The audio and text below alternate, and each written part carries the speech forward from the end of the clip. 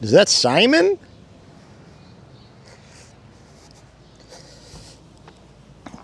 What's going on, guys? Hoping my camera does not fall kind of precarious on this little tripod. My air conditioning unit condenser is out, so I'm borrowing a loaner car, and I left some of my gear in the car. See how this looks, and we will start. What's going on, guys? Hoping this is adequate. I just wanted to do a little video on the Autel Lite Plus. Today, there's actually a sale. The premium bundle is $14.79. So that's pretty darn legit. If you're gonna pull the trigger on an Autel Lite Plus, this is the day to do it. And I've sat with this drone for a few weeks now. I got this for $13.50 brand new, which was really good, from a friend of mine. He wasn't using it, he was using an Air 2S. But I sat with this drone, I've flown it on jobs, I've made money with it so far, and I can tell you, it's a really good drone. It produces really nice imagery, the stills are great, so it's kind of comparable to the Evo 2 Pro 6K. It has the same camera on it essentially, but I do feel it's not as good as the Evo 2 Pro 6K. But with that being said, for $14.79 for the premium bundle, killer deal. Now is the time to get that drone if you're going to buy one, because that's a more reasonable amount for this drone and what you're getting. You're getting 3 batteries and filters. I got another battery in here. You get the standard remote. The biggest downside so far is the Sky app. The Sky app needs some refinement and some love. There's a lot of little annoying things in that app that are kind of frustrating, and we'll go through a few of those today, but just want to let people know the Lite Plus, definitely a way better drone than the Nano Plus. It feels good. I don't feel like it's an awkward thing pulling it out and flying. It feels like a real drone. It feels substantial. We got the nice camera on the front of it. I took it out at night. It flies really well. It's stable in the winds. It just is a good drone. So it's a very solid option if you're looking to get a drone. And again, now is the day to do it. I believe it's Amazon Prime. Is that the reason they're doing it? But killer drone, really nice. I definitely would not want to spend around $2,000 on it. As I said, I think it should be more around this ballpark, like $13.50 range for the premium bundle. So $14.79 brand new. I would definitely pull the trigger if you are on the fence about buying an Autel or an Autel Lite Plus. And no geofencing is one of the big pros with these drones, so you never have to worry. Of course, you still have to abide by the laws and the airspace, so check with Aloft or AirMap or something like that before you fly, thinking you can just go anywhere. You can't. You can physically, but you can't legally, so there's a difference. Battery life is really amazing. So we get 3 of these batteries. I flew the other day in the city. I posted some night footage, and you could fly almost for like 20 minutes and it feels like you still have 60-70% battery. It's pretty wild. Really good, kind of comparable to a Mavic 3 or an Evo 2 Pro 6K for those who are familiar and have flown Autel drones. But let's go into the app a teeny bit, and I want to show you some of the things that are really annoying. The histogram constantly turns off, which is annoying to me because I use it religiously. The grid lines also get turned off or disabled. So anytime you enable the grid lines, for some reason, the next time you go and fly, they're disabled. So that, again, is really annoying because I rely on the grid lines and the histogram. So 2 things that are really important to me flying, I constantly have to fumble with and question whether they're on or not.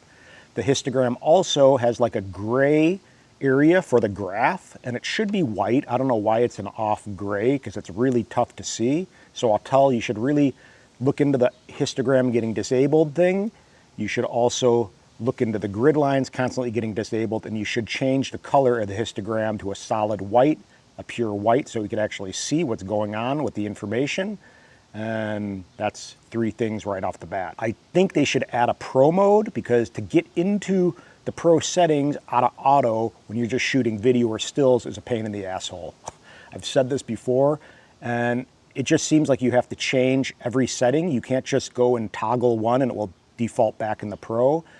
I feel like you have to go into ISO, you have to go into aperture, and then you have to go into shutter speed. I don't know if I'm doing something, but I think the app definitely needs some refinement in some of these things. And they had a pro mode, and then they took it out. Now they have a night mode, and the night mode, I didn't even know there was like a super night and a whatever. There's certain modes, And to me, it's just not an intuitive app. So the app needs refinement in that regard, kind of like the Fly app when it first was introduced.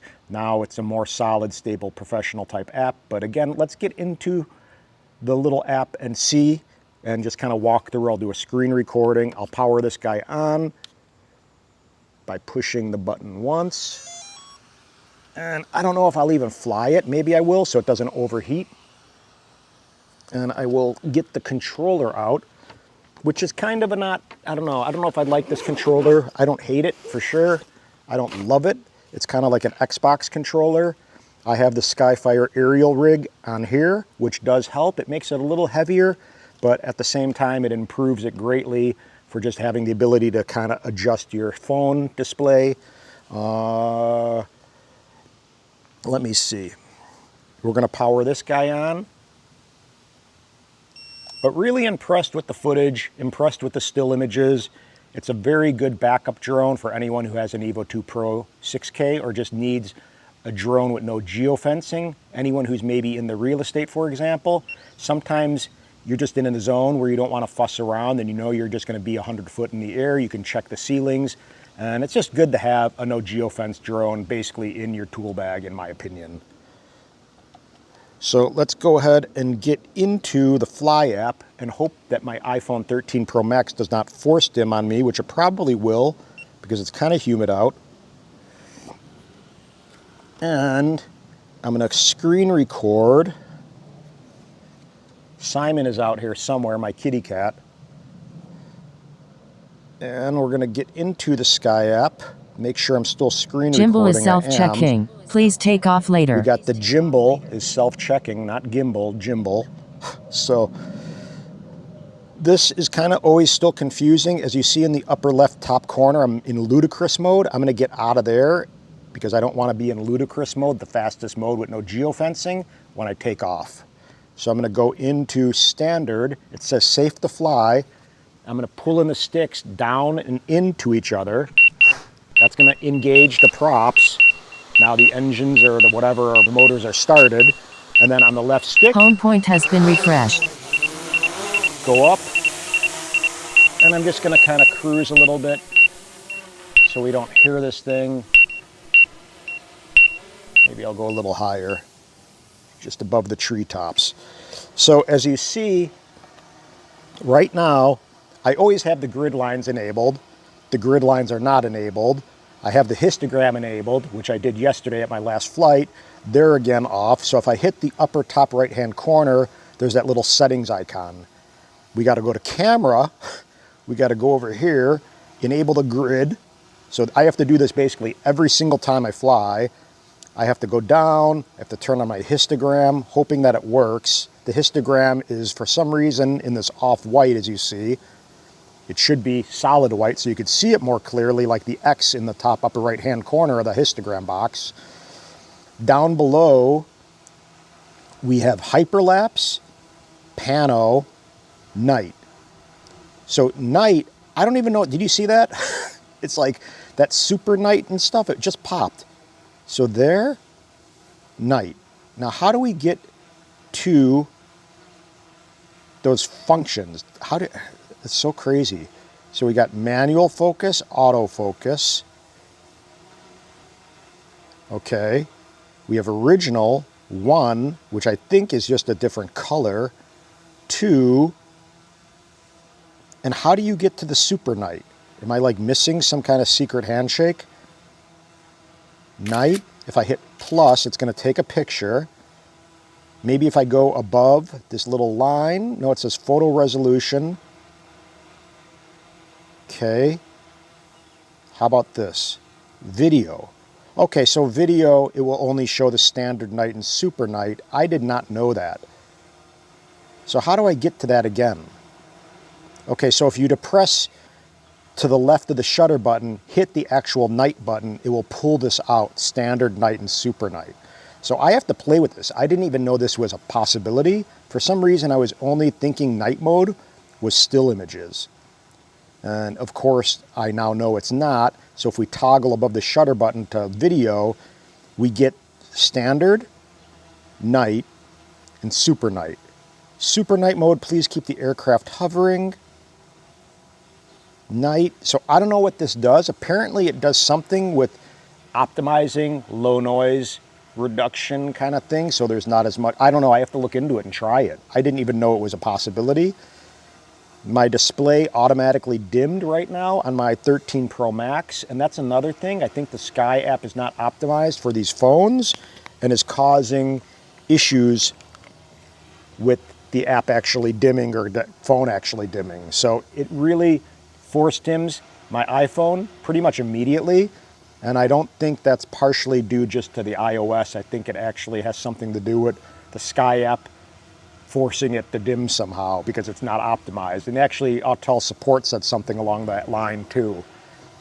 And one other thing too, with my Enterprise, for example, I've been trying to deal with this Enterprise issue with Autel for God knows how long. So Autel Support, even though they've been a little bit better, still is really kind of sucking lately. And it's really unfortunate because I have an Enterprise that I can't really fly with confidence. It feels dangerous because I constantly get these disconnects and I can't get in touch with Autel. The last 3 days, I probably tried Autel literally 10 times a day on phone. And the weird thing is you get through the queue and then you're like the first one in queue and then it goes to voicemail. And this happened probably 20 times in the last 3 working days that they've been open.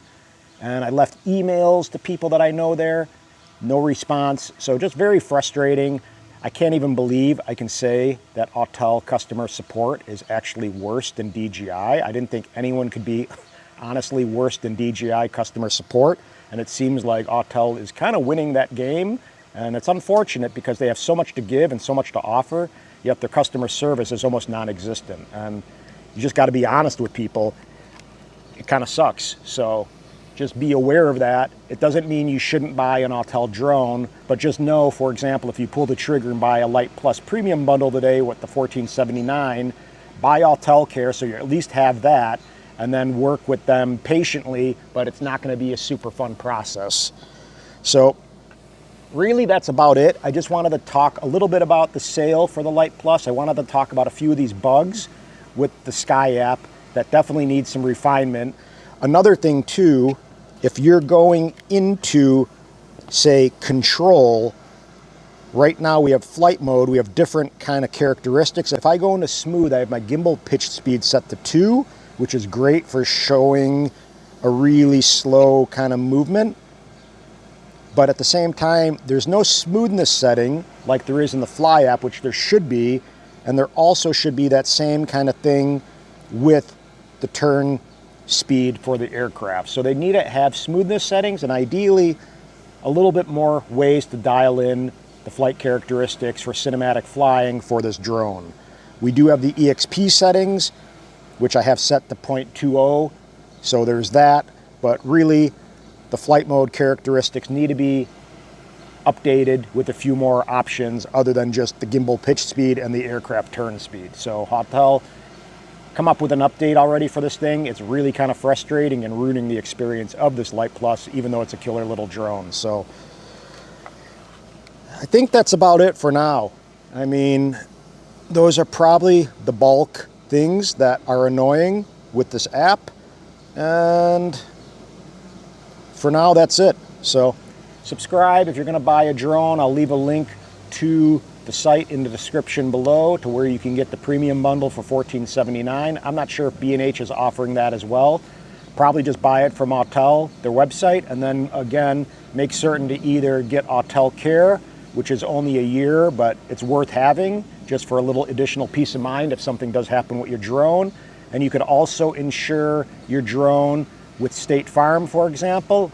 And if it's just for personal use, not for professional and business, you can do it under your personal articles policy. And if it is for a profession or commercial type business use, they can still get it insured for you with State Farm. They just have to do it through something other than your personal articles. So that's it, guys. Subscribe if you haven't, and hit the thumbs up and hit the notification bell. And again, comment if you want. Hit the thumbs up. It does help these videos, and getting near 3,000 subscribers, which is kind of cool. So hopefully I can break that by the end of July. So thanks, guys. Peace. Aloha. Bye.